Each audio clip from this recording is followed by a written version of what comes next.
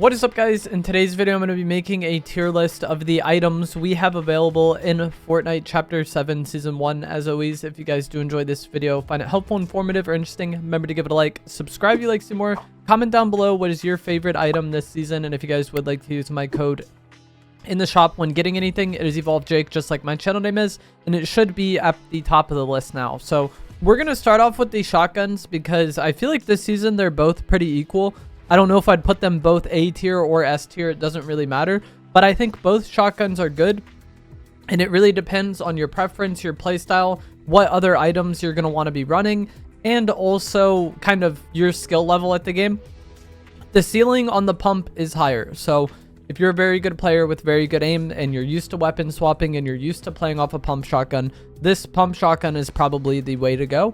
The dual shotguns are very good though, and I think for a lot of players, they're probably going to be the best shotgun, and this caused some confusion when I made a recent video kind of talking about which shotgun I think is best, because like in a vacuum, if you're going to hit every shot or whatever, in theory, the pump is better. But in most players' hands, or a lot of players' hands, the auto is probably going to be best just because both weapons are good, and typically, if we have this kind of setup with the shotguns where the pump and the auto are both good, the easier to use one and the more forgiving one is going to be the one that's better in like the average player's hands, or maybe slightly below average, slightly above average. You know, the ease of use of this weapon combined with how good it is what makes it, you know, best for most players.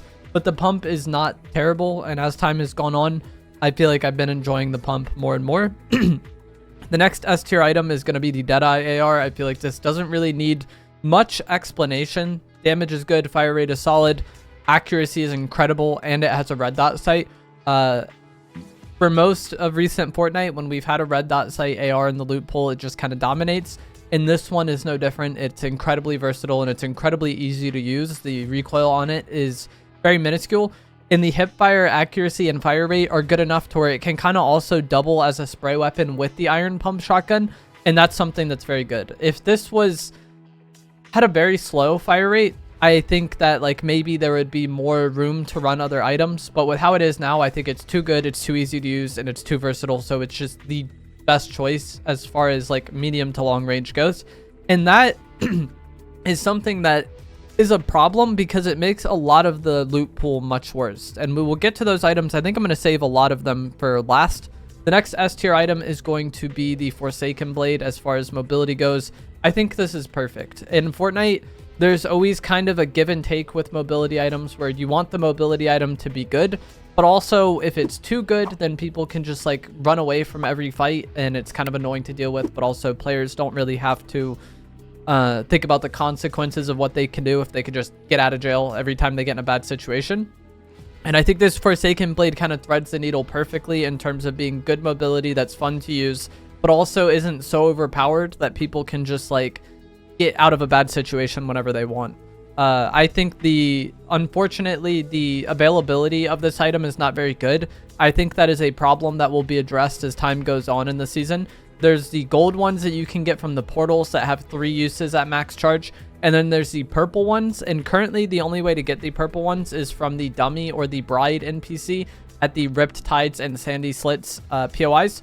But I think that purple one will probably come into the general loot pool at some point. Like, it's kind of bizarre. They have it in the game only accessible from those 2 NPCs if you eliminate them. So I think as time goes on, we'll probably see more of this in the loot pool. And as I said, I think it's just the perfect mobility item. It is somewhat invalidated at times by shockwaves because shockwaves are very good, very powerful, and they don't thread that needle well in terms of being a good like get out of jail free card. So I love shockwaves. I've enjoyed having them in the game for, you know, a while. And there's been a lot of debate recently about them being too overpowered and people wanting them gone. And as I said, I love them, so I enjoy using them, but also I see where people are coming from in that aspect where like if you have somebody that has a full stack and they're willing to just spam all of them the moment they take any damage, it's frustrating to deal with. The give and take there is the idea that like if people are using them poorly, they're going to run out and then they're going to be punishable later on, but it's definitely frustrating in the heat of the moment. And that's kind of the sword is more spammable because it's an item that recharges. It does have durability, so it'll break eventually. But shockwaves are a very limited item where like you only have a certain amount that you can carry in a stack. they're somewhat inconvenient to find. So I personally enjoy running double mobility and having both of these items. But I think the game would probably be better balanced if the Forsaken Blade was more available and Shockwaves just weren't in the loot pool. And this is what we had in Chapter 4 Season 2. The Forsaken Blade and the Kinetic Blade are very similar items. I think mainly the only difference is like the melee animation, I think, and maybe like the cooldown time. But in Chapter 4 Season 2, we had the Kinetic Blade, and it was very good balanced mobility, as I kind of talked about with the Forsaken Blade. When we got the Kinetic Blade back in Chapter 6 Season 1, it was an item that didn't get much attention, and I think a lot of that had to do with the fact that it was competing with Shockwaves, and it was competing with the Void Mask, and it was competing with the Typhoon Blade. There was other incredibly good, you know, not as well balanced mobility items in the loot pool. And I think in Chapter 4 Season 2, when we didn't have Shockwaves in the loot pool competing with the Kinetic Blade, it was an item that shined, and then also, as I said, it was like pretty balanced, so the game was like very healthy in that regard. So that's kind of my take on the recent Shockwave drama. I figured I would kind of cover it in this video as I rank them. If they just removed them tomorrow, I think that would make the season worse. But if they removed them tomorrow and then added the purple Forsaken Blade into the loot pool as just a regular item, that would probably be a fine solution. We would still have mobility in the game, but we wouldn't have just like absurd get out of a bad situation mobility item, or like absurd like aggro pushing mobility item. So Shockwaves are busted. I'll have them in S tier. Bunkers, I'm going to put at A tier. They could maybe be S tier as well. So I personally like having double mobility, but if I don't get one of these mobility items, or maybe I run out at some point during the game, I'm happy to have bunkers. This map feels very open, and cars aren't as plentiful on the map this season, so there's going to be more time you kind of spend out, in those no man land situations. And when you have the Forsaken Blade, you can clear them pretty quick. But bunkers are still very good, and I found that a lot of the end games this season, getting ahead and bunkering, feels like it happens a lot more in pubs than it previously did. I'm not really sure why that is. Maybe just the season is new. It's pretty sweaty still. But like also, I think how good this Deadeye AR is and how open the map is maybe contributes to that as well. So I find myself using bunkers more. Also, the lack of cars, as I touched on. And in a lot of situations when I don't have double mobility, I will be taking these bunkers. Bubbles, I'm going to put it like C or B tier. I don't like bubbles that much this season. Nothing has really changed with them. But I think that like the main times I like having bubbles is when there's like an explosive spammy item in the loot pool, because bubbles are like a good immediate counter to that. And again, if I don't have the mobility items I want and I don't have bunkers, then I'm happy to take bubbles in that slot as well. But kind of like what I was saying, how the end games play this season, I would just much rather have bunkers than bubbles. So it could go in B, it can go in C. It's fine either way. Just up to you. But just as I was saying, I want to be able to create permanent cover with how this season is playing. And I guess the range at which you get in fights with how good the Deadeye AR is. Next is going to be the wingsuit. And this is something that I don't really enjoy using. We'll probably put it B tier. I know it's like very used and ranked because the Forsaken Blade currently isn't in ranked. And then obviously in builds competitive, a lot of people use it because it's like the only mobility item there. But this list is mainly on zero build. I forgot to say that at the start of the video, but I'm talking exclusively about zero build and pretty much talking exclusively about public matches, because if you look at zero build ranked player counts, it's very, very minuscule. So when I make content, I'm talking more about pubs because that's the game mode people actually play. So we'll put this at B tier, I guess. My personal preference is I don't ever want to use it. I think you're very beamable. It's, again, one of those more balanced mobility items. So they did a good job there, but I don't want to use it. You can travel around the map pretty quickly and get from point A to point B, but you are very susceptible to getting fried if you run up against anybody with decent aim. And it's rough to use a mobility item and just hope that, like, hopefully no one in between me and where I'm going is actually good at the game. Like, that's rough. And then the startup animation on it also takes a decent amount of time. But I think it is a very balanced mobility item. And in the game modes where other items aren't in the game, obviously it rises in priority because it's like one of the only mobility items at that point. But it's not really something that I enjoy using. I really enjoy when my enemies use it. And that's also something that's an interesting way to gauge items, is like, how do you feel when enemies use this item? I'm very happy when enemies use the wingsuit because I'm just going to beam them. Now we get into the part where it's kind of hard to rank things, because I think a lot of these items have value and a lot of them are very good. but they don't fit the season's meta really. So like this Enforcer AR, I think it's pretty good. Like on its own, it's probably like a B or an A tier item. But when you compare it to the other AR that's in the loot pool, the Deadeye AR has a red dot sight, so it's more accurate at range. I'm pretty sure it has a higher fire rate. Doesn't have higher damage, but like having perfect accuracy and a better fire rate versus a bloom weapon that's third person, I think most players are just gonna much prefer the red dot option. And for a lot of Fortnite loot pools, when we've had a red dot AR and a third person AR in the loot pool, the kind of way to balance it is the red dot AR is more geared for range and the third person one is more geared towards like close and medium and being just like a very versatile weapon. Whereas this is the opposite. This is a slow fire rate, hard hitting weapon that's third person. So it's geared for long range, but the fact that it doesn't have a sight makes it like the de facto not long range option. Obviously, this can't be done at this point, but I feel like if the fire rates on these were swapped, it would maybe make more sense. But the Enforcer AR would probably be pretty busted. So I'm going to put it C tier, but I feel like it's better than that. I just think it's low because why would you ever want to use it? And then also factor in that like a lot of people in zero build want to use two weapons. And then if you want to use the pump into Enforcer AR just doesn't feel as good because the fire rate is really low. So yeah, it's just an item that I don't see getting much use this season, even though I don't think it's a bad item. It's just like, it doesn't fit with how the other items in the loot pool really shape up, I feel like. So, unfortunate for the Enforcer AR. I think it's actually pretty good when I have had to use it. This Arc Lightning Gun, I really don't know how to rate. I've never really used this thing. It can destroy bushes, which is interesting. And in certain situations, you might like have one on the ground near where somebody is camping in a bush and you know they're in that bush, so you can break the bush with the lightning gun. I think if it countered cars, that would maybe be another kind of use for it. But just the playstyle of this weapon is not something I really enjoy. I feel like it's an item that really promotes you playing like kind of dumb. Like you just kind of want to be close to your enemy and just be like spamming them with it the entire time.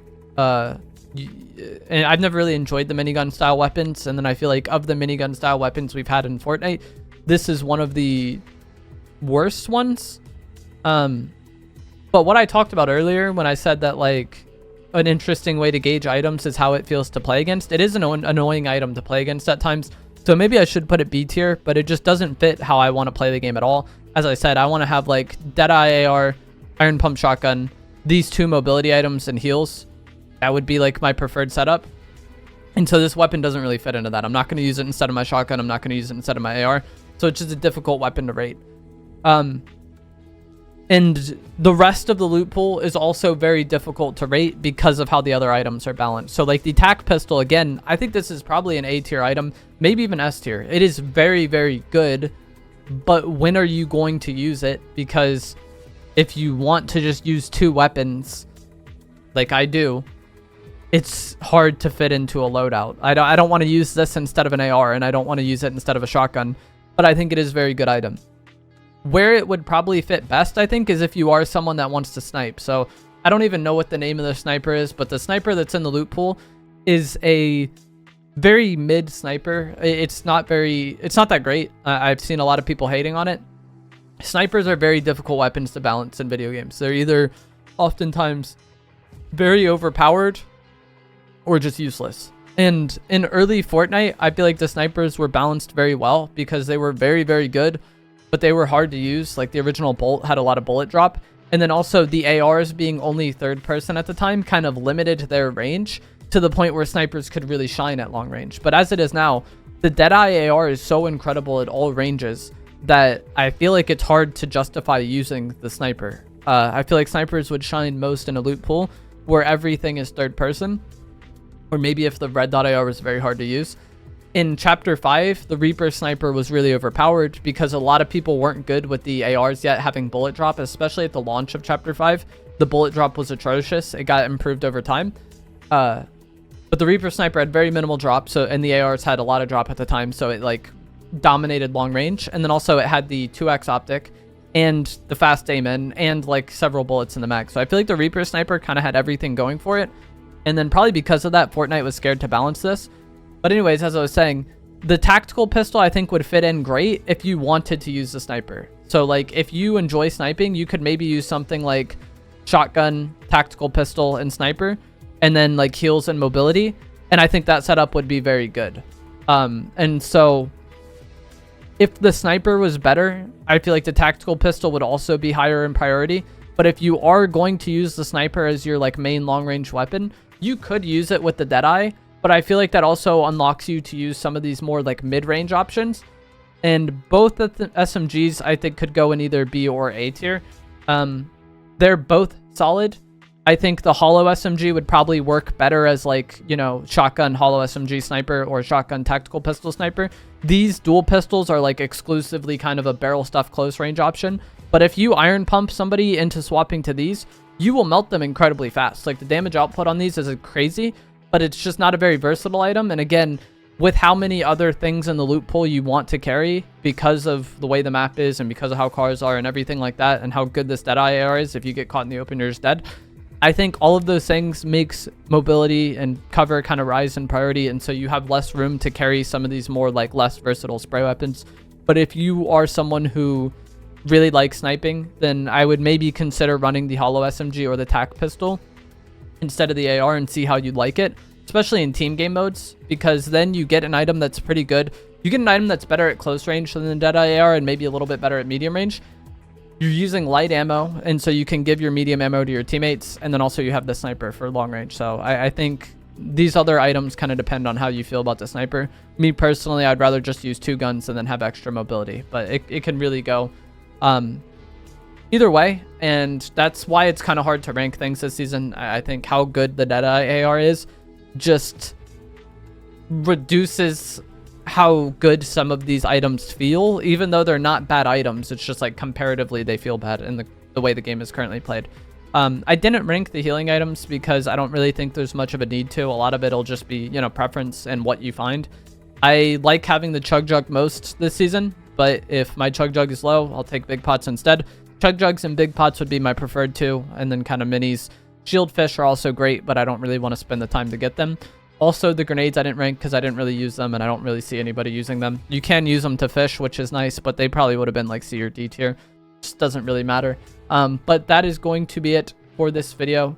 As always, if you guys did find this to be helpful, informative, or interesting, remember to give it a like, subscribe if you'd like to see more, comment down below what your favorite item is this season, and I will see you guys in the next one. Thanks for watching.